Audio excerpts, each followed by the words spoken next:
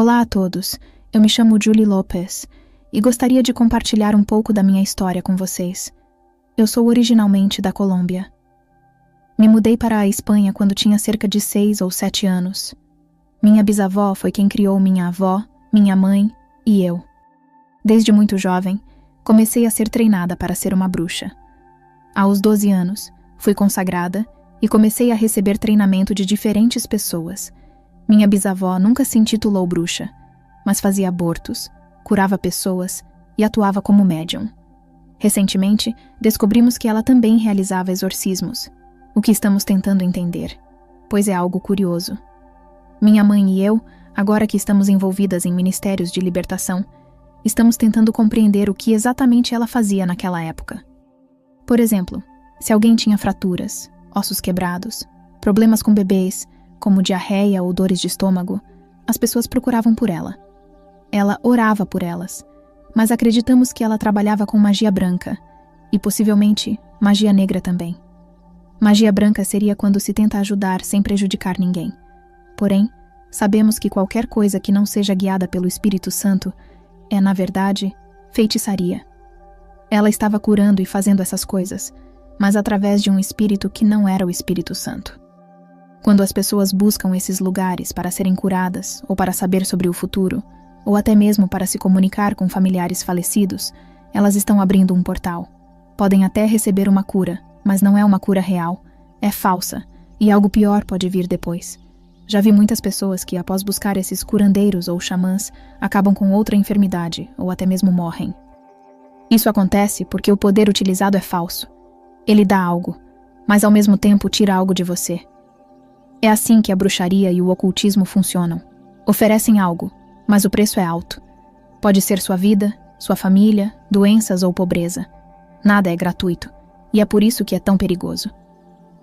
Quando eu tinha cerca de 2 anos, lembro-me de minha bisavó me colocando em um círculo de fogo. Eu era muito pequena. Algumas pessoas não entendem como consigo lembrar dessas coisas, mas algumas experiências foram muito marcantes.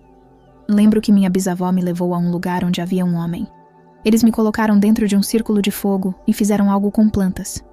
Acredito que aquilo foi uma iniciação, porque depois disso comecei a ter experiências espirituais muito intensas e encontros com o inimigo.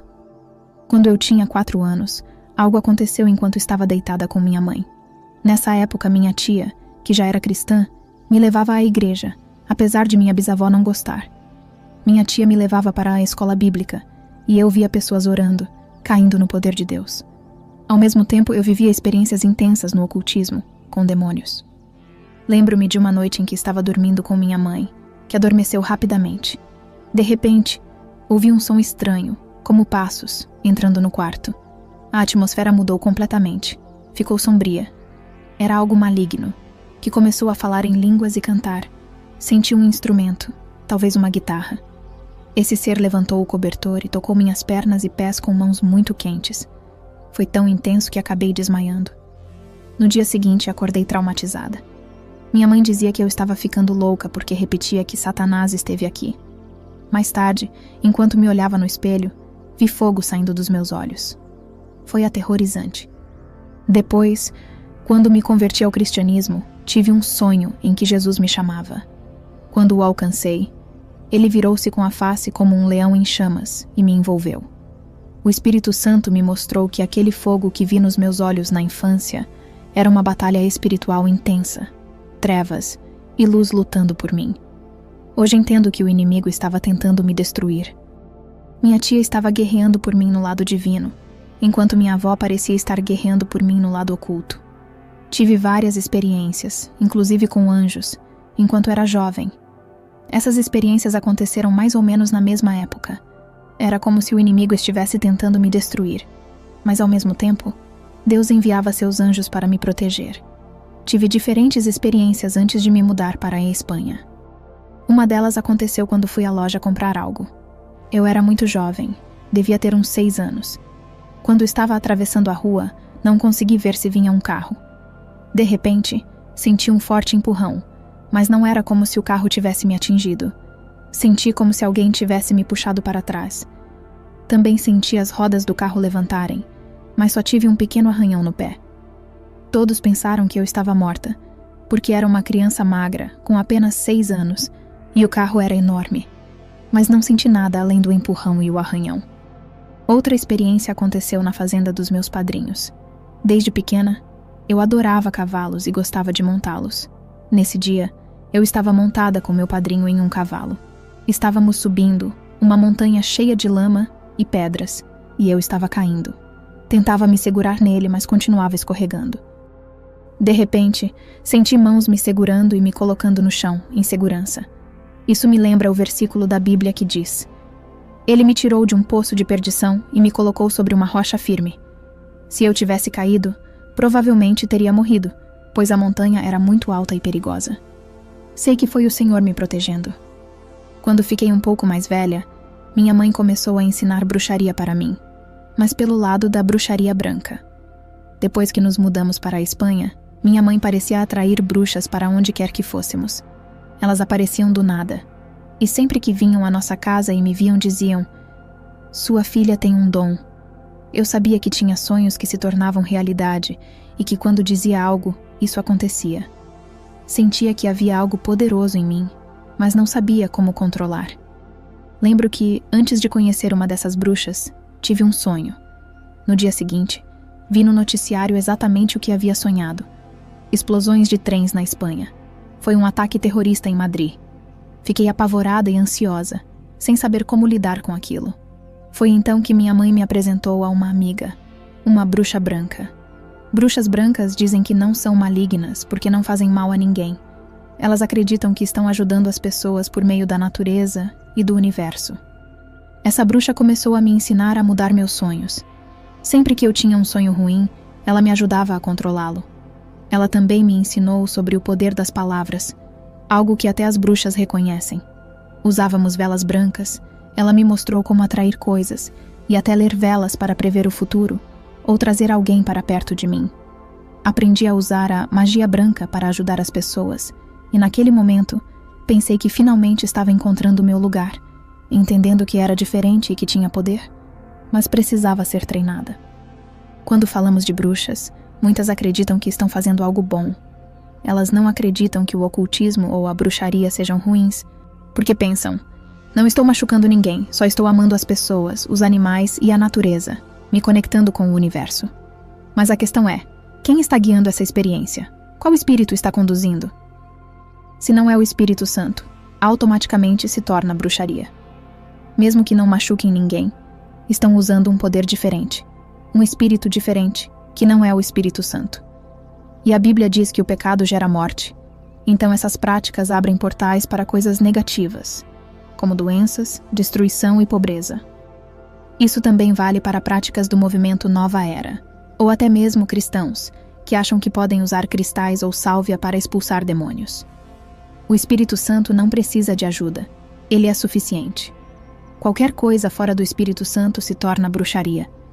Até mesmo atos proféticos que não são guiados pelo Espírito Santo podem cruzar a linha para a bruxaria. Recentemente, dei uma palavra falando sobre pessoas que profetizam com base em suas emoções, em vez de ouvirem a Deus. Tentei explicar por que acredito que libertação e profecia precisam andar juntas. Hoje vemos muitos profetas que profetizam a partir de suas próprias feridas ou rejeições, em vez de ouvirem a Deus. Quando isso acontece, acabam liberando palavras de rejeição ou destruição, que machucam pessoas e até nações. Por isso, libertação é essencial para quem está no ministério profético. Se um profeta não é libertado, ele profetiza a partir de suas feridas, trazendo palavras de condenação, dor e até destruição. A profecia deve edificar, mas alguns a usam como uma espada para cortar e destruir em vez de curar. É por isso que precisamos nos examinar antes de profetizar. Pergunte a si mesmo: essa palavra vem de Deus ou das minhas emoções? Assim como a Bíblia diz, mesmo que uma pessoa seja um profeta verdadeiro, ela pode profetizar coisas que não vêm de Deus e, na verdade, lançar maldições sobre as pessoas. E é isso que bruxas, satanistas e feiticeiros entendem muito bem. Há poder nas palavras. Por isso eles liberam palavras de destruição, lançam principados sobre regiões específicas.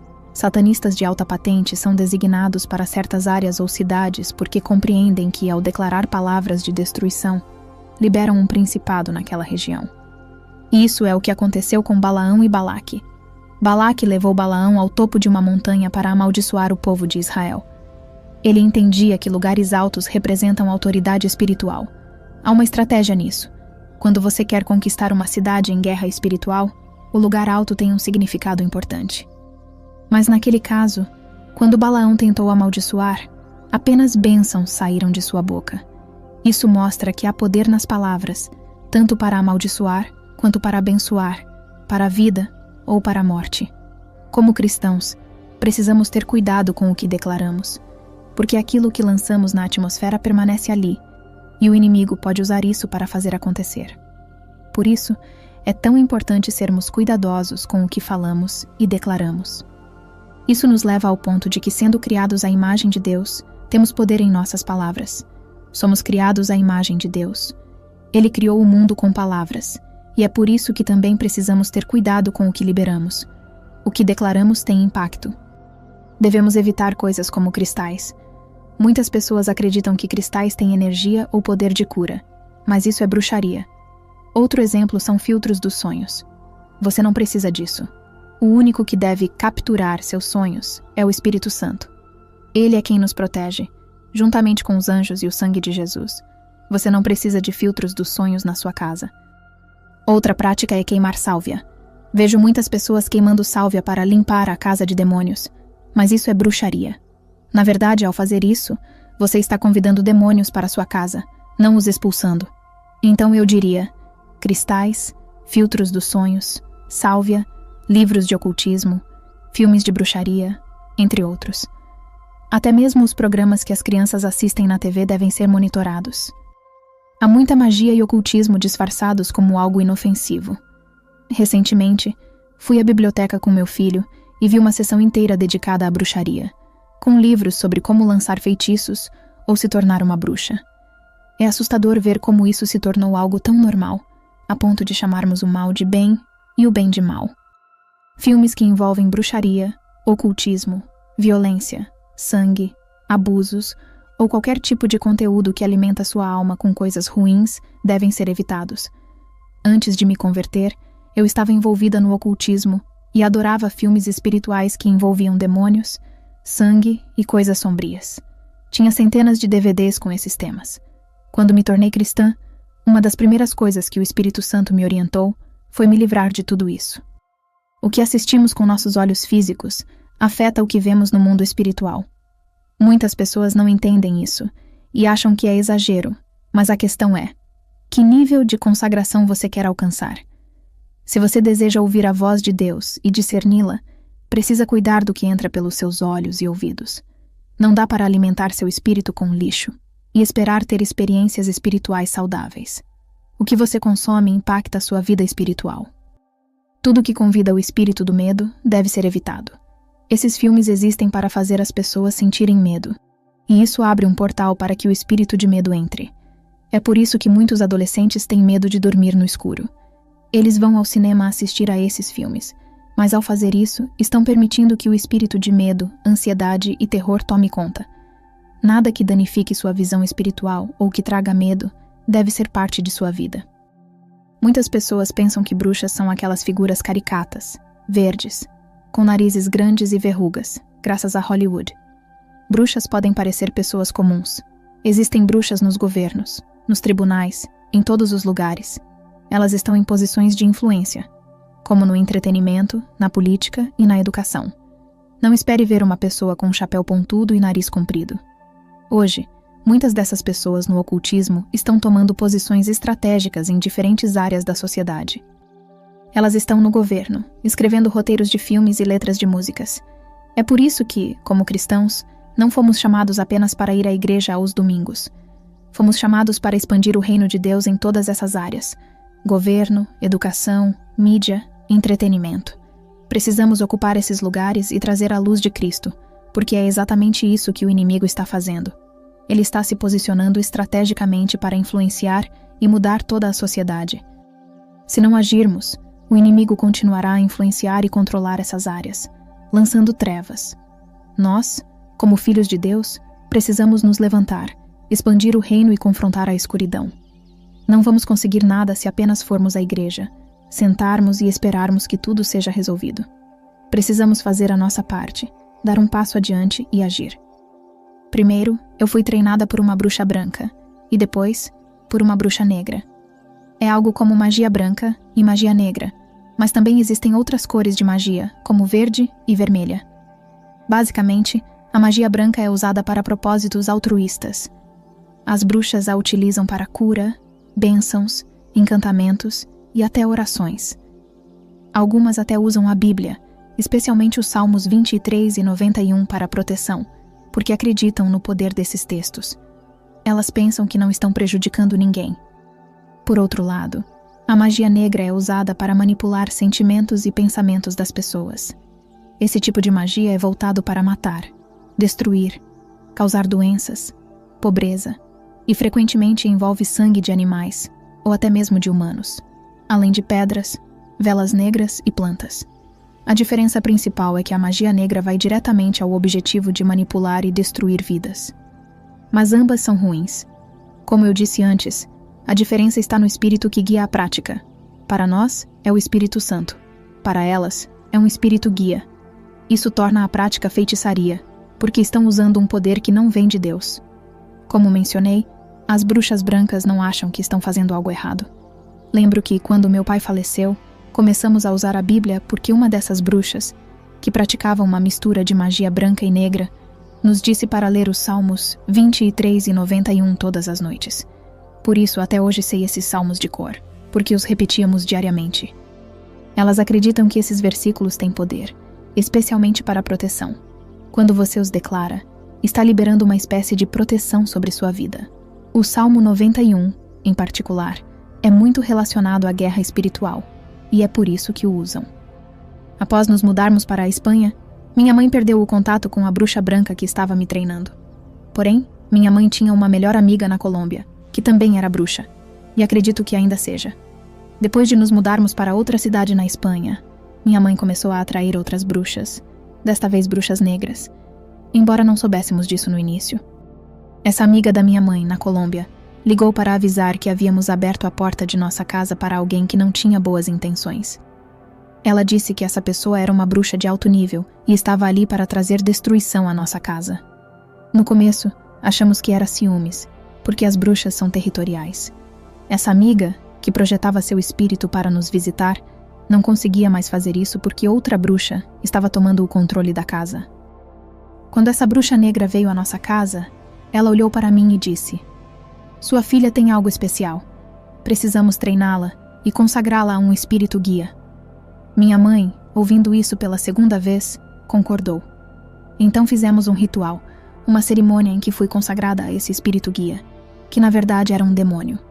Ele passou a ser meu guia espiritual. Comecei a sentir a presença dele à noite, no meu quarto, e até reconhecer o cheiro característico que ele tinha. Ele também quebrava coisas na casa, mas eu achava normal, porque ele era meu amigo. Essa bruxa negra começou a me ensinar a manipular sentimentos e pensamentos das pessoas. Aos poucos, deixei de ser uma bruxa branca e me tornei uma bruxa negra. Os espíritos guias são uma espécie de imitação dos anjos da guarda. Quando nos tornamos cristãos, o Espírito Santo nos guia, aconselha e se torna nosso melhor amigo. Ele nos avisa, orienta nossas decisões e nos protege. No ocultismo, o espírito guia faz um papel semelhante, mas é um demônio. Ele se torna um amigo da pessoa, a quem ela recorre para pedir ajuda, seja para maldições ou outros tipos de feitiçaria. Embora pareça semelhante, não há comparação com o Espírito Santo.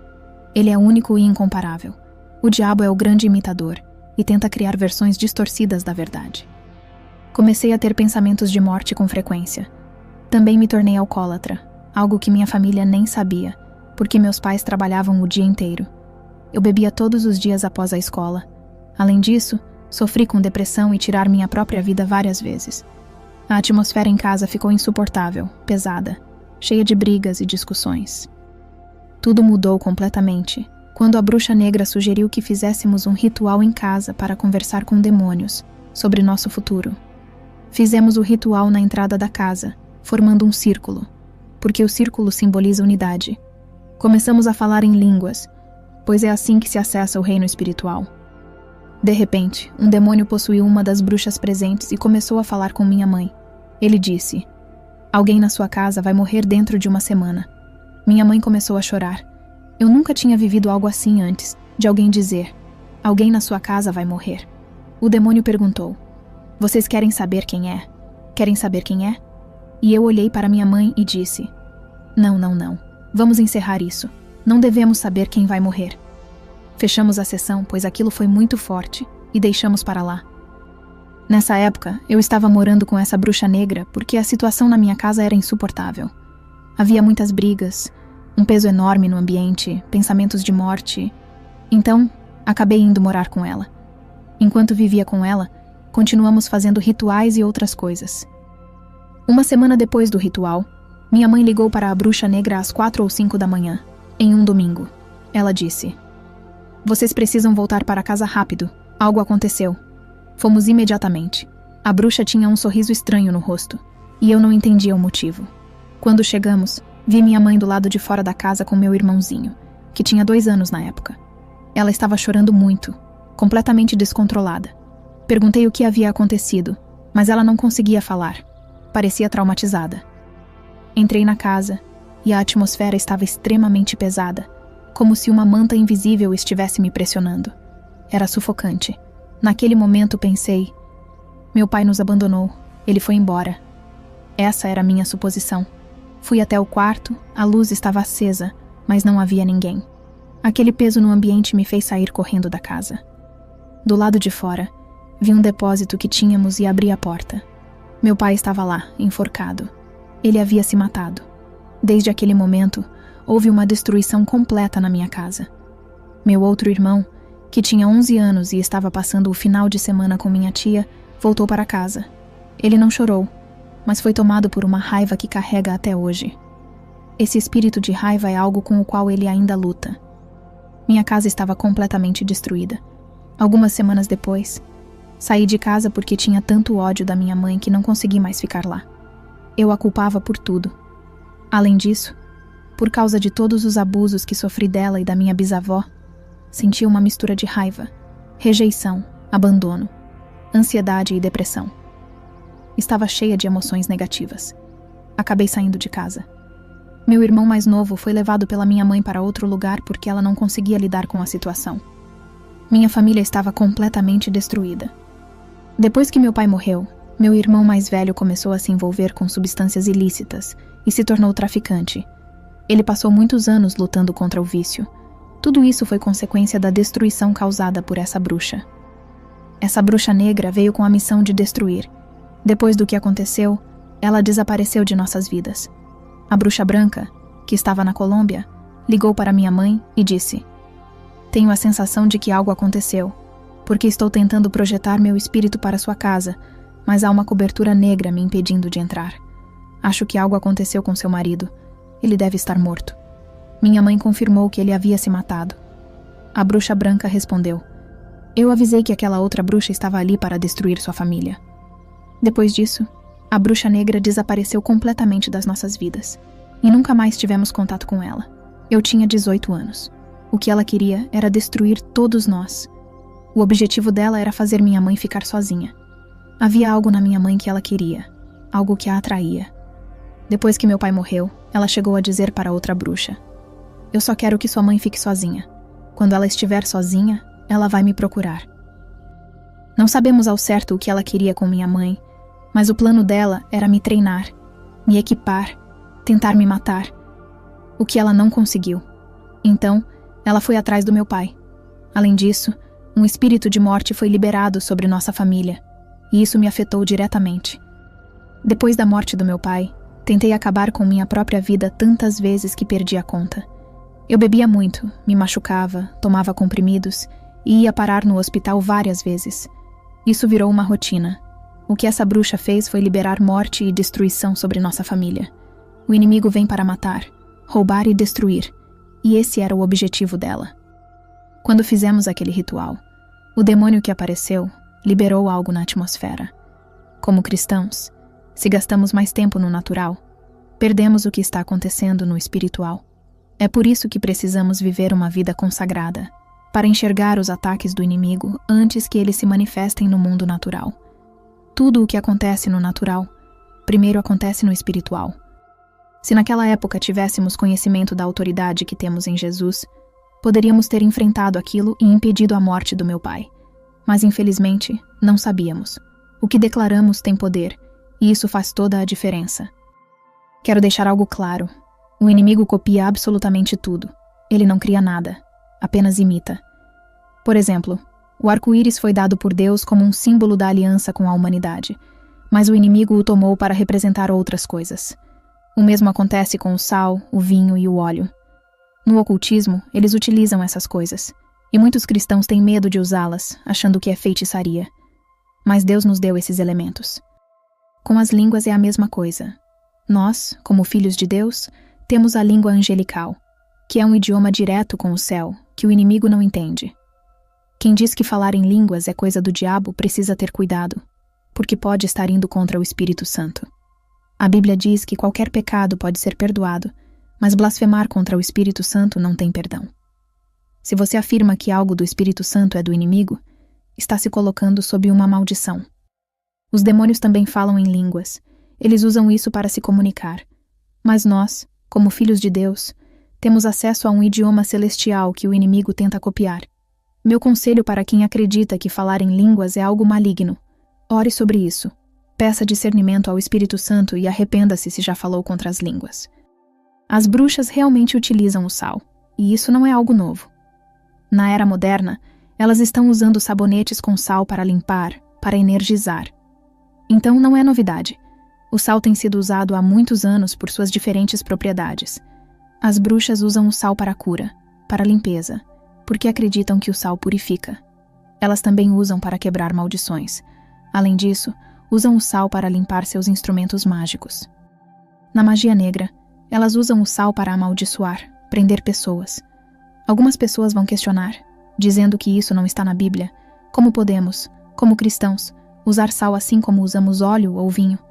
Mas está escrito em 2 Reis 2, versículos 19 a 22, que Eliseu realizou um ato profético com sal para curar a água, declarando a palavra do Senhor, dizendo que ele havia purificado aquela água, que ela nunca mais causaria morte ou tornaria a terra improdutiva.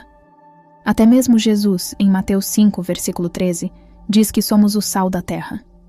Há muitos versículos bíblicos que falam sobre como podemos usar o sal, até mesmo para limpar oferendas.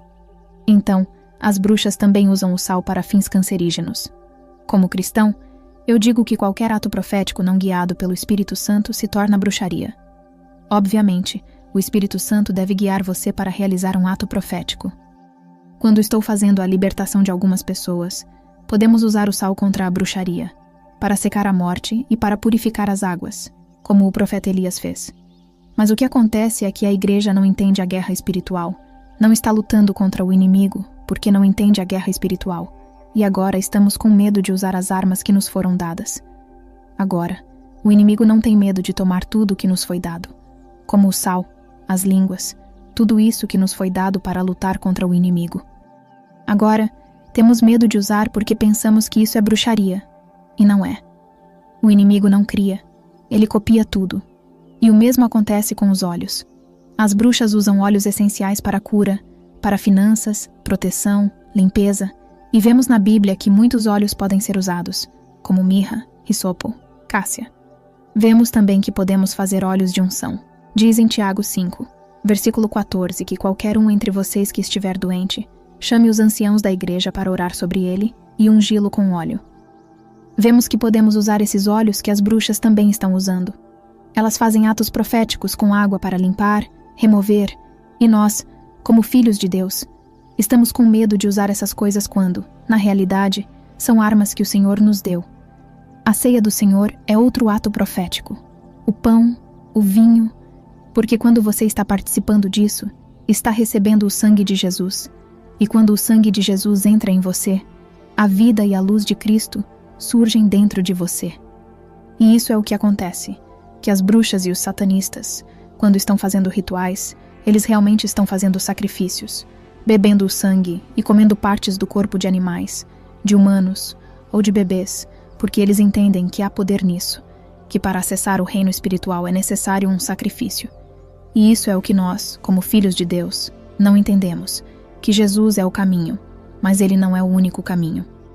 Jesus é o único caminho para acessar, mas há outras maneiras pelas quais as pessoas podem acessar, como o satanismo, o budismo.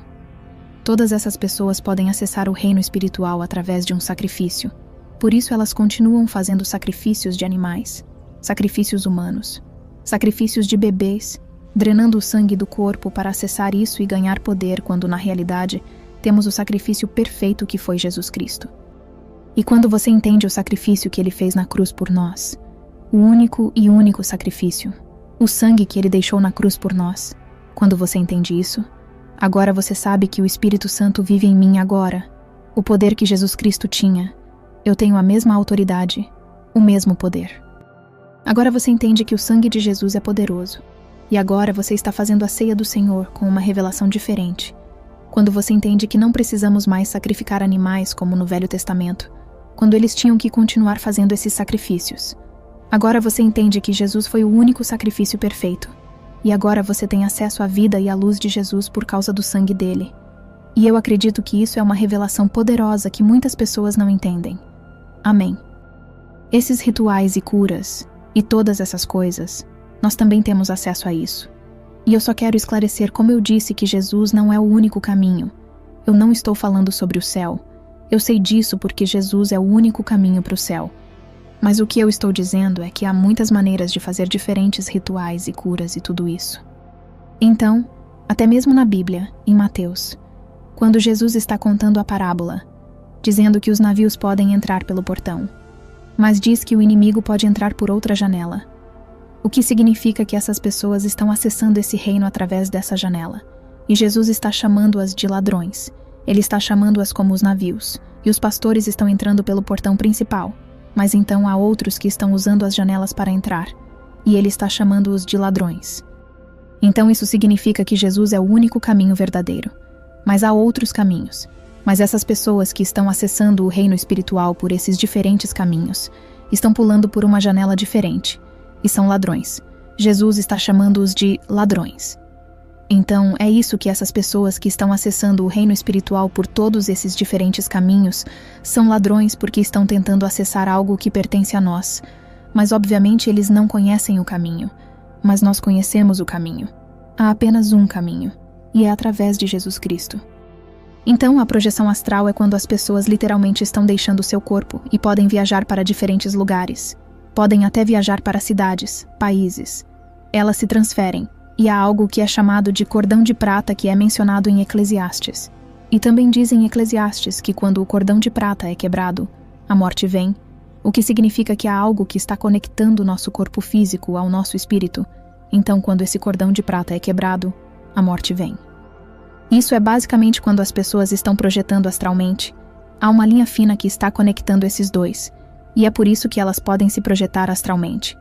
Eu aprendi desde muito jovem a me projetar astralmente.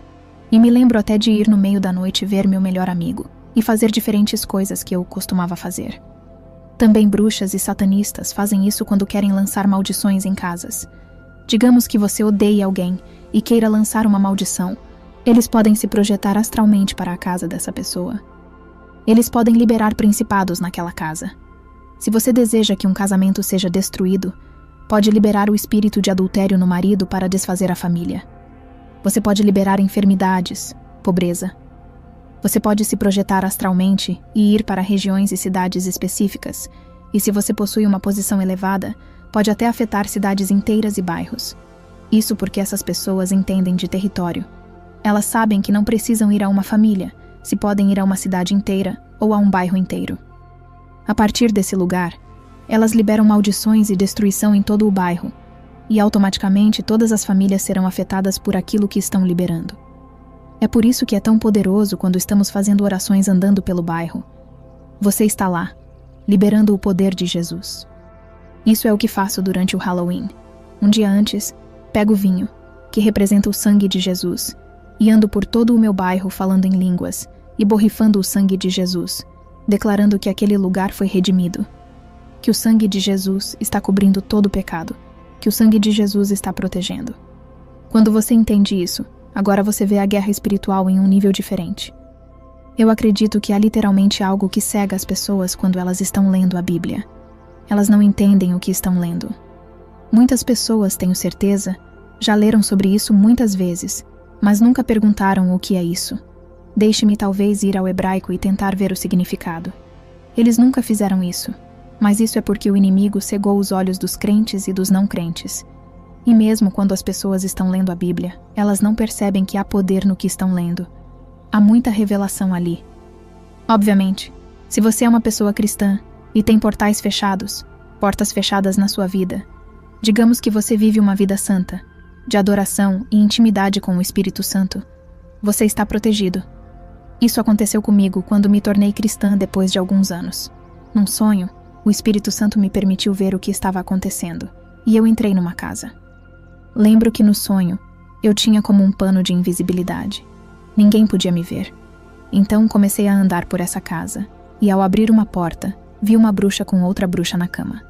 Nos sonhos, cama significa intimidade, não relação sexual, mas intimidade e união.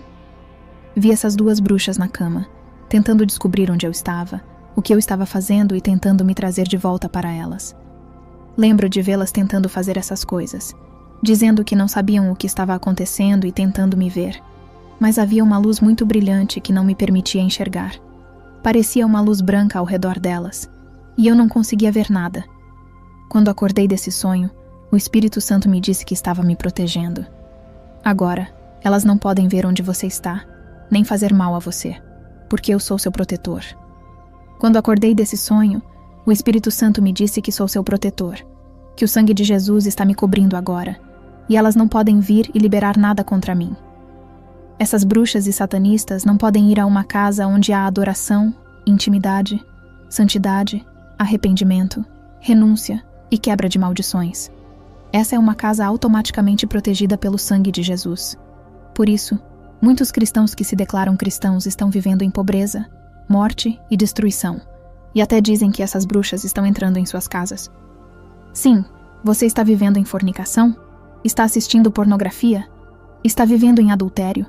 Você pensa que, porque é cristão, o título lhe dá proteção?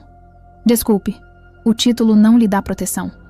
A Bíblia diz que muitos chamarão meu nome. Mas quem são vocês? É preciso viver uma vida de consagração e santidade. Nesse momento, o inimigo vê perigo, e não há portais abertos para ele vir até você. Se o cordão de prata é cortado, a pessoa pode morrer literalmente, e o cordão de prata é quebrado. Elas morrem, e dizem que vão para o inferno, porque morrem cometendo pecado. Isso acontece quando as pessoas meditam e se projetam astralmente, não apenas bruxas. Hoje em dia, esse movimento da nova era se tornou tão comum que até cristãos estão fazendo isso, meditando e se projetando astralmente. Ouvi muitos casos de pessoas que, ao meditar, morrem. As pessoas dizem que morrem meditando com um sorriso no rosto, mas na realidade morrem porque, provavelmente, um demônio não permitiu que voltassem e o cordão de prata foi quebrado. Ouvi alguém dizer uma vez que a família dela era cristã, mas ela não era e estava realmente envolvida em meditação. Numa dessas experiências de viagem, ela deixou seu corpo e, ao tentar voltar, disse que não conseguia porque havia demônios tentando sufocá-la e impedindo-a de retornar. Ela viu que estava morrendo e percebeu que havia um Jesus pelo qual sua mãe costumava orar. Então, começou a gritar: "Jesus, me ajude! Me ajude, Jesus!" Ela ouviu uma voz dizendo para não fazer mais isso, que a empurrou de volta. Ela acordou e disse que a partir daquele momento se arrependeu, nunca mais fez isso e entregou sua vida a Cristo. Esse é o perigo da meditação. Você pensa que sabe que é inofensivo e apenas uma experiência de sair do corpo, mas não sabe. Se um demônio tenta impedir você de voltar, você morre porque o cordão de prata foi quebrado e você não pode mais voltar. Você apenas vai para o inferno porque morreu fazendo algo que pensava ser inofensivo. Muitas das práticas que envolvem isso são yoga e artes marciais. A yoga está começando a ser muito aceita na comunidade cristã, o que me deixa perplexo. Você ouvirá pessoas dizendo: "Bem, eu só vou meditar em Jesus enquanto faço isso." O que você diria a isso? Isso não faz sentido. Nós sabemos que a yoga tem origens hindu ou budista, e não sei como conciliá-la com a fé cristã. Se você diz que está pensando em Jesus enquanto faz yoga, é o mesmo que dizer que está pensando em Jesus enquanto utiliza drogas. Você ainda está pecando, isso não faz sentido. Então, novamente, meu povo perece por falta de conhecimento. As pessoas não entendem, não pesquisam o suficiente sobre isso, mas você nem precisa jejuar se for ao Google e começar a ler sobre a história da yoga, meditação, artes marciais, todas essas coisas. Você verá que cada posição representa a invocação de um demônio. Mesmo que você não esteja fazendo isso conscientemente, está pecando inconscientemente, apenas porque não sabe o que isso traz. Isso não te torna menos pecador. Você está abrindo um portal e em cada uma dessas posições está manifestando e, de certa forma, chamando esses demônios. Antes, era isso que eles faziam nas artes marciais. Cada posição trazia energia e esse tipo de demônio. Isso é algo que as pessoas não entendem. Eu simplesmente não entendo como a igreja se tornou tão relaxada com essas coisas e está permitindo que novas ideias entrem nos púlpitos. Vejo muitas igrejas online agora convidando toda essa coisa da nova era de manifestação, toda essa nova bruxaria entrando no altar, no solo sagrado de Deus. Eles estão apenas trazendo o povo de Deus, os filhos, para isso. Meu povo perece por falta de conhecimento, e é tão perigoso que as pessoas estejam brincando com essas coisas. Como você pode dizer o nome de Jesus e fazer essas coisas? Você está abrindo um portal para o inimigo vir até você. E então se pergunta por que está lutando contra a depressão. Por que está lutando com enfermidades? Por que seus filhos estão usando substâncias? Bem, você abriu um portal para o inimigo. Está dando ao inimigo o direito legal de vir à sua vida. É por isso que temos que ser cuidadosos. Não é sobre ser legalista, mas ser cuidadosos com as coisas que estamos fazendo porque estamos em uma guerra contínua, uma guerra espiritual contínua. O inimigo está lá tentando ver quando você vai abrir um portal para ele vir e destruir você. Por isso, temos que ser muito cuidadosos com cada uma dessas coisas. Quando o cordão de prata é cortado, eles não se perdem, eles morrem. Eles literalmente morrem. Os demônios, quero dizer, eu nunca experimentei isso e apenas oro para que nunca vá experimentar. Eles não se perdem, simplesmente morrem. Conforme está na Bíblia, quando Moisés morreu, o anjo da morte veio, mas houve uma luta entre dois tipos diferentes de anjos, morte e vida, tentando pegar Moisés. É a mesma coisa que acontece quando alguém morre. Há uma luta por essa pessoa. Quando alguém morre com o cordão de prata cortado, o demônio, o anjo da morte, vem e leva a pessoa para o inferno. Ele não pode ir para o céu porque morreu pecando. Isso me lembra de um filme da Disney. Sabemos que a Disney está fortemente enraizada na bruxaria. Por isso, quase todos os seus filmes, se não todos, têm bruxaria em algum lugar. Lembro-me de Hércules, quando o interesse amoroso de Hércules, Meg, vai para o inferno. Ele mergulha no Hades para buscá-la e, a próxima coisa que você sabe, vê 2 ou 3 bruxas rindo. Há um cordão e elas pegam uma tesoura para cortá-lo, mas não conseguem porque ele se tornou dourado, pois ele é suposto ser um deus. Você não pode matar um deus, certo? Isso é o que me lembra que o reino satânico sabe disso. O mundo oculto conhece essas coisas, mas a igreja realmente precisa saber. Todas essas coisas estão sendo colocadas em nossas caras, estão sendo ensinadas aos nossos filhos.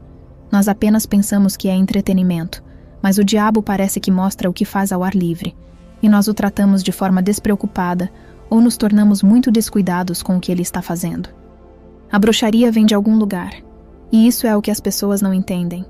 Ouvi muitas pessoas perguntando de onde vêm todos esses demônios, como eles nem estão na Bíblia, se inventamos todos esses demônios. Mas está lá. Há muita história na Bíblia, mas você também pode pesquisar. Em Josué 3, versículo 10, vemos que o povo de Israel teve que enfrentar 7 nações quando queriam conquistar a terra de Canaã: cananeus, heteus, heveus, perizeus e amoritas. Cada uma dessas 7 nações tinha seu próprio Deus. Quando o povo de Deus conquistou essas terras, essas nações tiveram que deixar o lugar e atravessar para a África. Quando chegaram à África, elas se expandiram e a idolatria também se expandiu. É por isso que você encontra na África os 7 poderes africanos, cada um representando um desses deuses das 7 nações. Por isso há tanta bruxaria na África, é onde isso confronta. Os negros na África foram levados para a América como escravos e trouxeram suas crenças e idolatria. Seus rituais se misturaram com outras culturas na América, dando origem à santeria, vodú, macumba e outros tipos de ocultismo e bruxaria. Todos esses deuses africanos, esses demônios, esses 7 poderes africanos vieram para cá. Na santeria, por exemplo, existem várias entidades conhecidas por aqui. Há até músicas em Cuba que cantam para esses demônios. Quando eram escravos, trouxeram seus deuses, ocultismos e bruxaria, que se misturaram com a cultura local. Daí nasceram a santeria, vodú e toda essa experiência e principado. As pessoas não entendem que esses 7 poderes africanos vêm das 7 nações que o povo de Deus estava tentando combater em Canaã. Se você está experimentando muita pobreza na sua vida, falta, ruína, você sente que é como um bolso quebrado onde o dinheiro continua caindo, e você nem sabe para onde está indo. Todas essas dívidas, pobreza e falta podem vir por diferentes razões, como bruxaria, que libera a pobreza por causa do derramamento de sangue, assassinato, aborto. Se você fez alguma dessas coisas, está abrindo um portal para a pobreza. Quando há derramamento de sangue, o sangue cai na terra e produz uma maldição. É por isso que, quando Jesus morreu, seu sangue tocou o chão para curar e remover a maldição. Agora você precisa se arrepender pelo derramamento de sangue, seja de uma mãe, pela bruxaria, seja o que for, e aplicar o sangue de Jesus na sua terra, naquilo que entrou nessa maldição. Apenas com o sangue de Jesus, isso remove a maldição da pobreza.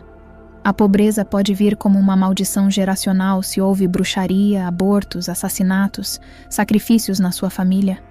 Tudo isso abre o portal para a pobreza, falta e ruína vir na sua família. Cristãos não se projetam astralmente, mas se transportam. A diferença é que, quando você se projeta astralmente, está fazendo isso porque quer. As pessoas no sistema igualitário se sentem autossuficientes, sentem que não precisam de ninguém, sentem poder, pensam que têm autoridade, sentem que podem manipular e controlar tudo. Mesmo quando as pessoas praticam projeção astral por vontade própria, nós cristãos também podemos vivenciar isso, mas de maneira guiada pelo Espírito Santo. Como exemplo, a Bíblia menciona casos de translocação, como em Atos 8, versículo 26, onde Filipe é levado para Azoto. O texto não diz que Filipe morreu, mas que foi transportado para outra cidade. Isso indica que a translocação é possível, e muitos ministros de Deus relataram ter experiências semelhantes, sendo levados para diferentes locais. Eu mesmo, após me converter ao cristianismo e renunciar a práticas passadas, tive uma experiência marcante. Antes disso, tive um sonho em que uma figura de autoridade me entregava um versículo bíblico que dizia algo como: se você caminhar sobre as águas, não afundará. Se passar pelo fogo, não se queimará. Pouco tempo depois, durante essa experiência, percebi que não estava sonhando. Conheço a sensação de uma projeção astral, e algo em mim verificava minha realidade. Vi-me deitada na cama e cheguei a pensar que estava me projetando astralmente. Tentei resistir, mas fui levada por um ser vestido de branco até uma caverna. Nesta caverna, estava em uma plataforma que começou a descer. Senti o calor do fogo e ouvi gritos e choro de dor. Embora estivesse escuro e eu não pudesse ver nada, senti o fogo queimando minhas pernas. Fechei os olhos e implorei para ser levada embora. Após cerca de 10 segundos, acredito que um anjo me tirou de lá. Subimos muito alto e, ao chegar, vi uma cidade no céu.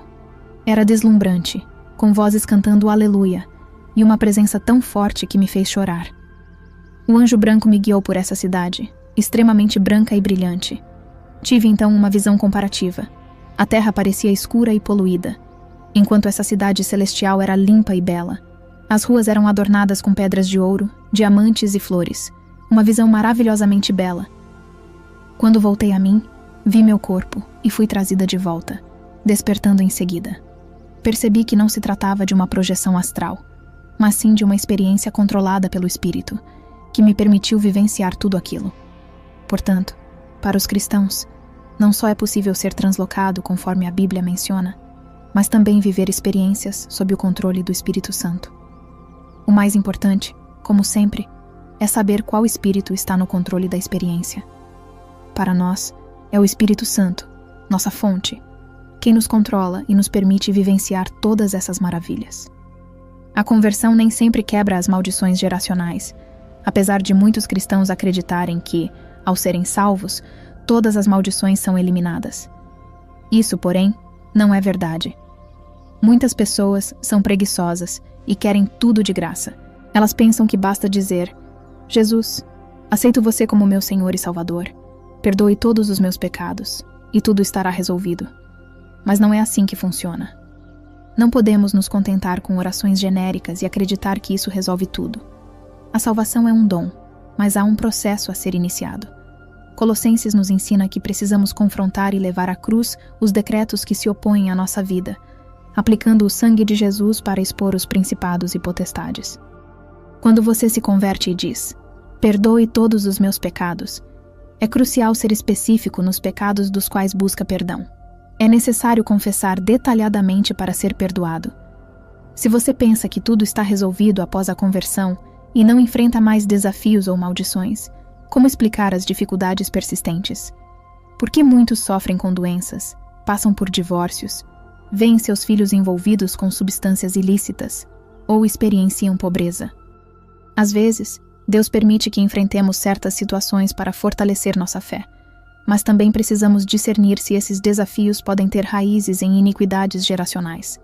Por exemplo, se seu casamento está em crise, talvez seja útil examinar o histórico familiar. No meu caso, não apenas lidamos com o ocultismo por 5 gerações, mas também com um padrão de divórcio e morte dos cônjuges entre as mulheres da família. Quando eu estava prestes a me divorciar, reconhecemos que isso poderia ser uma iniquidade familiar. Com arrependimento e renúncia, lutamos contra isso e ordenamos que espiritualmente essas portas fossem fechadas. Estou casada há quase 9 anos e ainda estamos juntos. Os cristãos hoje tendem a ser como a geração do micro-ondas, querem tudo pronto sem esforço. É preciso entender que, embora a salvação seja pela fé, como diz a Bíblia, trabalhe a sua salvação com temor e tremor. Isso significa que você deve lidar ativamente com as questões que afetam sua vida, descobrir o que dá ao inimigo direitos legais sobre você. No meu caso, enfrentamos problemas de bruxaria e ocultismo. Mesmo após me converter e viver uma vida santa, um guia espiritual continuava a me assediar. Isso ocorria porque não havíamos removido o direito legal que ele tinha. Como se remove um direito legal? Da mesma forma que foi estabelecido, através de suas palavras, você deve declarar que o inimigo não tem mais direito legal nessa área. Infelizmente, muitos na igreja hoje pensam que Jesus já fez tudo e não fazem mais nada além de ir à igreja. Eles entram com os mesmos demônios com que chegaram e pensam que estão livres, mas ainda podem estar sob influência de principados e maldições não quebradas. Quando você se torna cristão, inicia-se um processo de transformação em espírito, alma e corpo. Seu espírito é ativado por aceitar Jesus, mas você precisa trabalhar sua alma, sua mente, vontade e emoções. Isso é o que chamamos de libertação, ajudando as pessoas a lidar com suas emoções e suas mentes. É por isso que a renovação da mente pela palavra de Deus é essencial. Você passa por um processo de cura da alma, e à medida que ela é purificada, a libertação se manifesta também no corpo físico, trazendo cura, felicidade e abundância. Mas isso só ocorre quando você reconhece a necessidade de passar por um processo de libertação na sua alma. Temos muitos satanistas infiltrados nas igrejas ao redor do mundo, e muitas pessoas não percebem isso. Eles frequentam a igreja, especialmente se a missão deles é causar divisão e destruir congregações. Por exemplo, se um bairro está sendo devastado por pobreza e substâncias ilícitas, e de repente, uma igreja cheia do Espírito Santo começa a mudar a atmosfera local, eles notam isso. Então, a missão deles passa a ser destruir essa igreja. Eles se infiltram e causam desordem. Isso explica por que tantas igrejas foram fechadas após incidentes como a morte súbita de pastores, lideranças envolvidas em adultério, entre outros problemas, porque algo maligno foi introduzido e a liderança não percebeu. Há figuras como Jezabel, uma bruxa conhecida por ser controladora e manipuladora, frequentemente envolvida em bruxaria, dentro das igrejas. O objetivo de Jezabel é eliminar o poder profético dentro da igreja, pois o profetismo combate as trevas. Ela cega a igreja para que não se movam no profético. para que não profetizem ou entendam os atos e a adoração profética. De fato, muitas lideranças femininas em igrejas são influenciadas por um espírito de bruxaria e Jezabel, controlando e manipulando, ofuscando a visão espiritual das pessoas e propagando suas práticas. Se você está em uma igreja onde percebe esse tipo de controle e manipulação, a minha sugestão é que fuja para salvar sua vida. Não tente enfrentar isso sozinho, pois vi pessoas tentando combater o espírito de Jezabel sem sucesso. Há hierarquias e autoridades espirituais que talvez você não tenha autoridade para enfrentar. Entendo que podemos lutar contra Jezabel, mas é preciso estar preparado, treinado e comissionado pelo Espírito Santo para essa batalha. Muitos cristãos sofrem retaliações porque entram em guerras para as quais Deus não os enviou. Agora me perguntam: como discernir a presença de bruxas na igreja? Como perceber se há divisão ou um espírito de opressão em sua congregação? O discernimento vem através do Espírito Santo. É importante compreender que iniquidades e maldições geracionais podem causar cegueira e surdez espirituais. Se seus sentidos espirituais estão obstruídos, será difícil perceber o que ocorre no reino espiritual. Trabalhar essas questões geracionais e limpar esses bloqueios é crucial, pois isso abrirá seus sentidos espirituais, facilitando o discernimento das dinâmicas espirituais no lugar. Se durante a adoração você sente um peso que não leva a lugar algum, se percebe especialmente mulheres controlando e manipulando, e se o pastor parece marginalizado, atenção. Isso não deveria acontecer, pois é essencial reconhecer e honrar as autoridades estabelecidas por Deus. Se você começar a perceber muito controle, manipulação e tentativas de impedi-lo de agir livremente, você está em perigo. Esses são sinais claros de que você pode estar em um ambiente onde a bruxaria está ativa. Uma das últimas coisas que quero abordar, e considero muito relevante, é que o diabo entende de autoridade, mas a igreja não. Muitos não compreendem que as trevas, incluindo os demônios, operam com noção de autoridade. Eles seguem hierarquias, e é por isso que existem principados, potestades e até os servos menores, conhecidos como minions. Assim como em um exército, onde há o sargento e os soldados, as trevas também se organizam e se submetem aos que estão em posições de comando. Na igreja, muitas vezes não percebemos que também temos nossas autoridades. O inimigo não teme a igreja porque a vê dividida. Quando há competição dentro da igreja, como eu quero ser o melhor cantor, o melhor profeta, o melhor em expulsar demônios, isso gera divisão. Uma casa dividida não pode prosperar, e por isso o inimigo não tem medo. Imagino o inimigo observando as igrejas todos os domingos e percebendo quanta divisão existe, e um lugar dividido não prospera. Há uma passagem na Bíblia que ilustra bem a importância da autoridade. Um homem aproxima-se de Jesus e diz: "Meu servo está doente e possuído. Porque compreendo a autoridade, sendo eu mesmo uma autoridade, sei que você pode curá-lo." E Jesus responde que por ele entender de autoridade, seu servo está curado. Isso mostra que entender e respeitar a autoridade é fundamental. Hoje vemos muitas galinhas sem cabeça, como eu chamo, que são pessoas sem direção. Claro, temos Jesus, mas ele também designou líderes, como o apóstolo Paulo e Timóteo, que Paulo chamava de meu filho espiritual. Há proteção quando estamos subordinados a uma autoridade. As pessoas dizem: frequento uma igreja online. Eles são meus pais espirituais. Mas esses líderes nem sabem quem elas são. Deve haver intimidade. Você não pode afirmar que alguém é seu pai espiritual sem um relacionamento próximo, comunicação constante, pois quando você enfrenta dificuldades, deve ser capaz de pedir orações e suporte diretamente. Muitos estão sofrendo ataques do inimigo justamente pela falta de união. Você não pode enfrentar uma guerra espiritual sozinho. Deve haver união. Isso é algo que até as bruxas compreendem. Elas formam um círculo durante os rituais, porque isso simboliza união e poder. Quando os cristãos oram de mãos dadas em círculo, a força dessa união é imensa. Entretanto, muitos cristãos mal conseguem orar juntos por alguns minutos. Isso é um grande problema. Como podemos lutar contra as trevas sem compreender nossa posição e autoridade?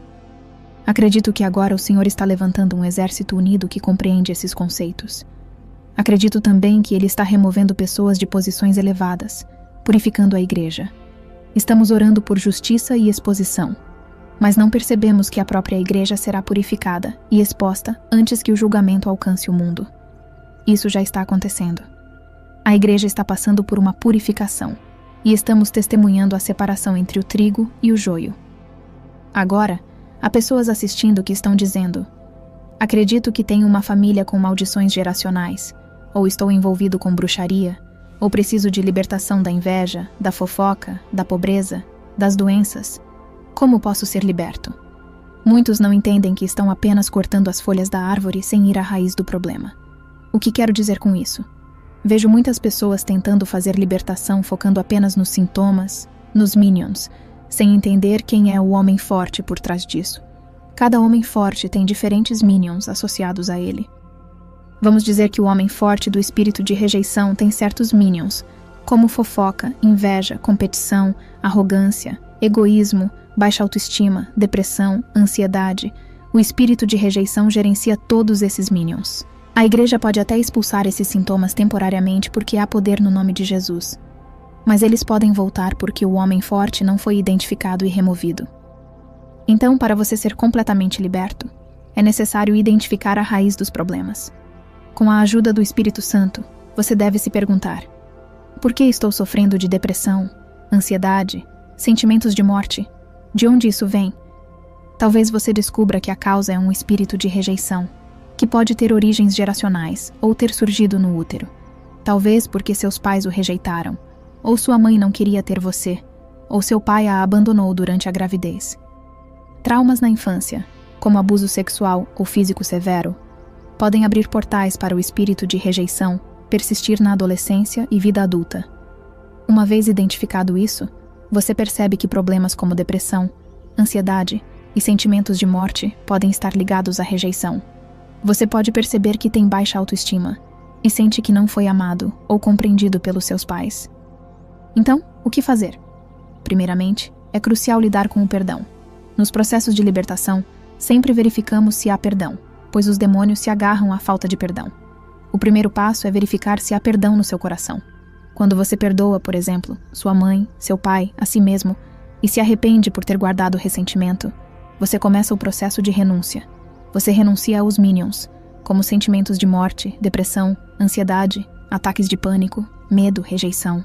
Após renunciar, você quebra o direito legal, o contrato espiritual que eles tinham sobre sua vida. Em nome de Jesus, você ordena que o espírito de rejeição e todos os minions relacionados sejam expulsos. Após isso, você fecha a porta para essas influências. Esse é o processo. Entretanto, em alguns casos, você pode precisar de ajuda externa, especialmente se não tiver experiência em autolibertação.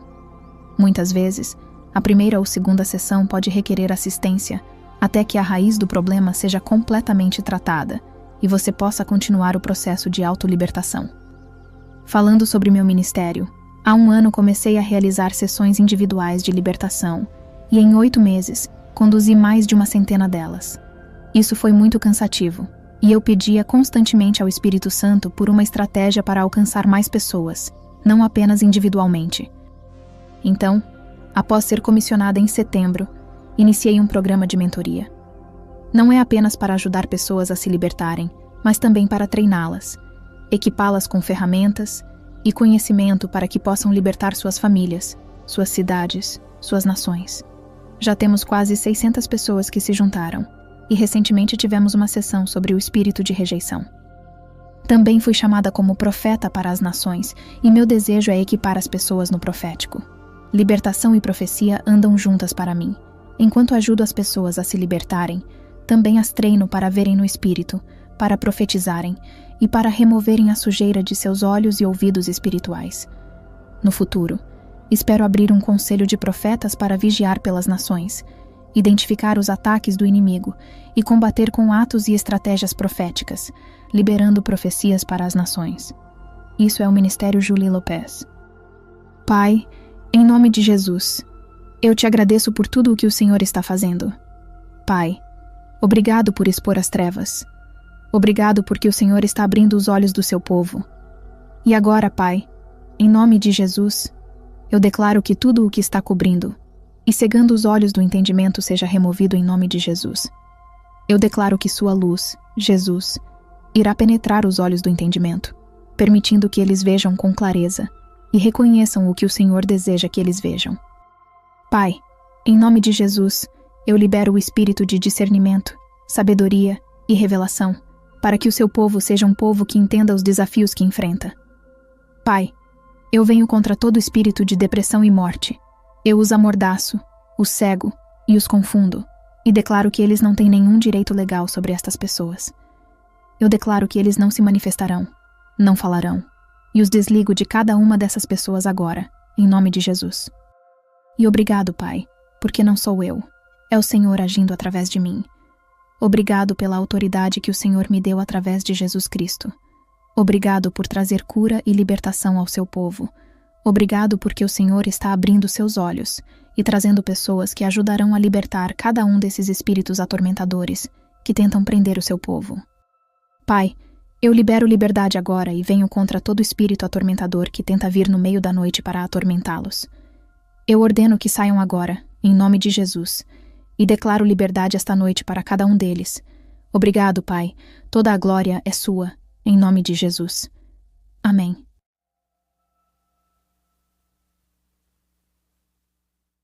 Agora que você ouviu essa história impressionante, é impossível não refletir. Como está a sua vida espiritual? Será que há áreas em que você tem permitido que influências negativas entrem? Que portais estão abertos em sua vida sem que você perceba? Pense nas suas escolhas, no que você consome e em como isso afeta a sua relação com Deus. Você está disposto a identificar as raízes dos seus problemas e enfrentá-las? Que passos está disposto a dar para se libertar de tudo o que te prende e se aproximar mais de Jesus? Lembre-se de que a vitória sobre as trevas está ao seu alcance, mas exige uma decisão firme, arrependimento genuíno e um compromisso diário com Deus. Compartilhe nos comentários. Qual parte deste testemunho mais falou ao seu coração? O que você acredita que precisa mudar em sua vida para viver a liberdade plena que Jesus oferece? Não tenha medo de abrir seu coração. E se você deseja continuar aprendendo mais sobre esses assuntos e viver uma transformação verdadeira, inscreva-se no canal e ative as notificações. Assim, você será avisado sempre que novos conteúdos como este forem postados. Junte-se a nós nesta jornada de crescimento espiritual e libertação. Que Deus te abençoe abundantemente.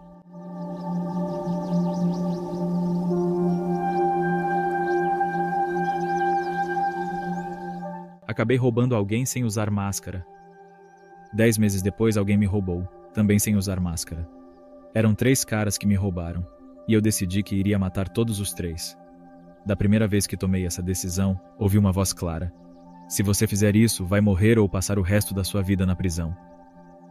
Mesmo assim, o orgulho falou mais alto, e eu ainda queria vingança. Da segunda vez que decidi fazer isso, ouvi a mesma voz, repetindo: se você fizer isso, vai morrer ou passar o resto da sua vida na prisão.